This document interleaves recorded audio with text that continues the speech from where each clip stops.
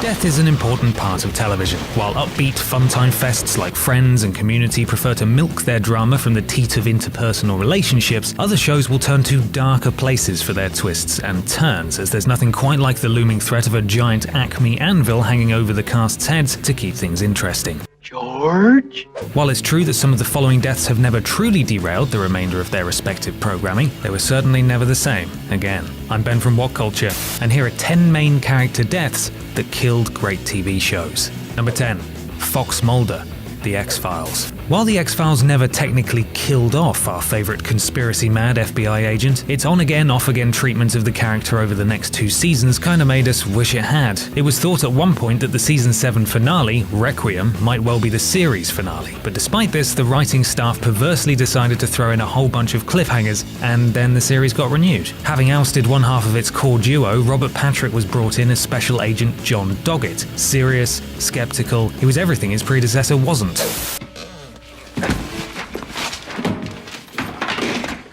And for the next 41 episodes, the ghost of Mulder loomed large over the series, not helped by his periodic return. He appeared in half the episodes of Season 8 and only 2 in Season 9.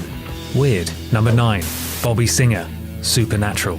After the loss of their father, Sam's death and resurrection, Dean's imprisonment in and escape from hell, and the destruction of the Roadhouse, it seems there wasn't much more Supernatural could do, that it had no real stories left to tell. The one person they could truly rely on was Bobby, who was there to pick up the phone and, when called upon, fraudulently confirm the guy's status as FBI agents. Gruff and curmudgeonly, he suffered, sold his soul, and then, in Season 7, he got shot in the head for his troubles. Since then, we've had Ghost Bobby, Poltergeist Bobby, Bobby's been rescued from hell and ascended to heaven, and yet the show just keeps on bringing him back. So after the second or third resurrection, the stakes just sort of go out of the whole thing, which is a shame, really. Number 8. Curtis, Misfits. While Game of Thrones might have an ensemble cast of 30 and isn't afraid of killing off a few key characters here and there, it's never pulled a Misfits. It's never killed off or sent away the entire original lineup. As such, by the time Series 4 rolled around, the only one remaining from the pilot was Curtis, a former athlete turned time manipulator turned resurrector. With the new cast members having not yet made an impact, saying goodbye to Curtis carried a lot more weight than it might otherwise have done. Not only was it brutally well executed, forcing Curtis to account for his zombie-based mistakes and taking his own life, but it marked the last time we were likely to see actor Nathan Stewart Jarrett or any of the original cast again. It was, in effect, the end of an era, with the people who once drew us to the show now sadly gone. Number 7. Nate Fisher, 6 Feet Under. When your show's unofficial tagline is "Everything, everyone, everywhere ends," you've got to expect a fair amount of collateral damage. That being said, we never imagined the show would go so far as to kill off its de facto protagonist. Entering its final run of episodes, it makes sense that 6 Feet Under would try to do something unexpected. When Nathaniel Fisher Sr. got flattened by a bus in the pilot, it began setting up its credentials as the greatest show to deal with the cultural effect of grief. Every character on the show followed something of a convoluted path, but none was wobblier than Nate's. As such, his unexpected death in hospital as David dreamed beside him, especially given that we were just 3 episodes from the show's end, hit hard. Nate's inclusion on this list may be a bit of a cheat. It was a valid, inspired dramatic moment, arguably the next logical step for a show that confronted the taboo of how we meet our ends, but even so, from the moment that heart monitor flatlined, we knew the show was more or less over. Nate. Number 6. Christopher Moltisanti, The Sopranos. Sometimes a show gets a character death just right. It's justified dramatically, it moves the plot forward, it does everything that killing off a cast member is supposed to achieve, and yet it alters the show's dynamic in such a way that things aren't ever quite the same. Fortunately for The Sopranos, the demise of Christopher Moltisanti came just 3 episodes from the show's conclusion. After struggling with drugs and alcohol, being shot, his conscience, and generally just being a bit of a twat, Chris finally met his end behind the wheel of a crashed truck when Tony smothered him. However, after Chris's passing, there was nothing left to surprise us. Silvio left in a coma? Okay. Phil Leotardo having his head crushed at a petrol station? Why not? Wave bye-bye, Grandpa. Bye-bye, Papa. With Chris's death, it began to feel that The Sopranos was beginning to wind up. Good TV, certainly. Great even, but from the instant Chris stopped breathing, there was a sense of inevitability to it all.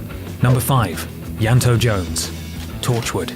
Straight-laced and sarcastic, T-boy and love of Captain Jack's life, it was clear that there'd be a backlash, but no one could predict the depth of the angst both from the fans and the wider LGBT community, that would surround the passing of Ianto Jones. Meeting his end at the hands of the 456, Ianto's death was pure poetry, expiring in the arms of his immortal lover who promised never to forget him. The dramatic purpose it served was undeniable, to reinforce the villain's threat and leave Jack desperate and isolated. More touching but perhaps less compelling than Owen raging his way into oblivion, Ianto's death meant many things for many people, but while it made for a brilliant hour of television, it left Torchwood with very little dramatic ground left to cover. Number 4. The Kwons. Lost.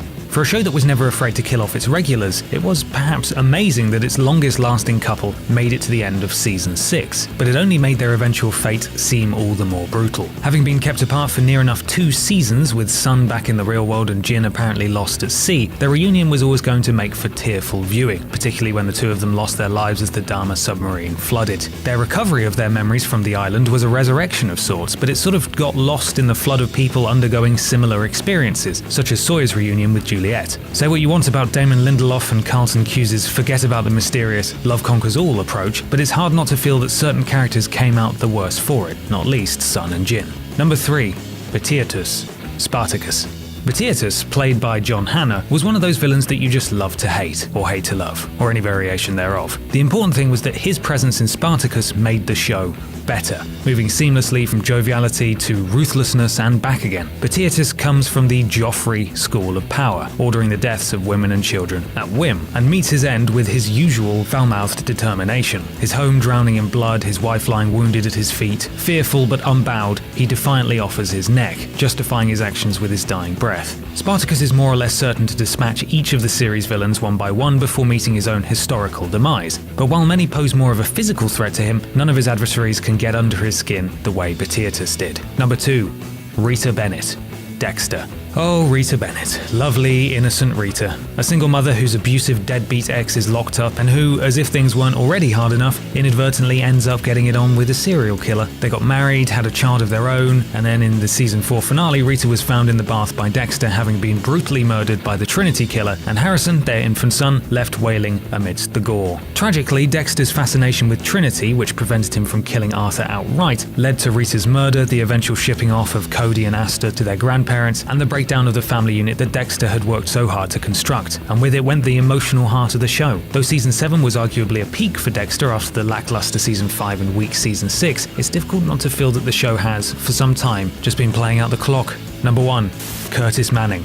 24. 24, a show that makes Lost look pacifist by comparison. The wiki for 24's list of the dead numbers literally in the hundreds. Jack Bauer loses more people on a daily basis than most of us will ever know, but none of those losses were more grueling than that of Curtis Manning, the cool as ice director of field operations for the Los Angeles CTU. A badass man of action, the show seemed to be grooming Curtis as Jack's potential successor, unwilling to let terrorist Hamri Assad walk away with a pardon when he was responsible for the beheading of 2 of Curtis's former army buddies. Curtis took Assad hostage, forcing Jack to respond rationally. Like he did, he shot Curtis in the neck, killing him almost instantly. This unnecessary death represents a cheap, throwaway bid for attention that no other episode on this list has sunk to. At worst, they at least had a purpose and intent, however wrong-headed or short-sighted. Curtis's death is just gratuitous. When a show does a death right, you get Tara in Buffy, a clean arc and emotional payoff. When it does one wrong, all you do is piss people off. But what do you think? Did any of these deaths make their respective shows better in the long run, or would you have elected another candidate? Like the video and let us know in the comments below. You can even follow me here on Twitter should you fancy. I'm Ben from What Culture, and thanks for watching.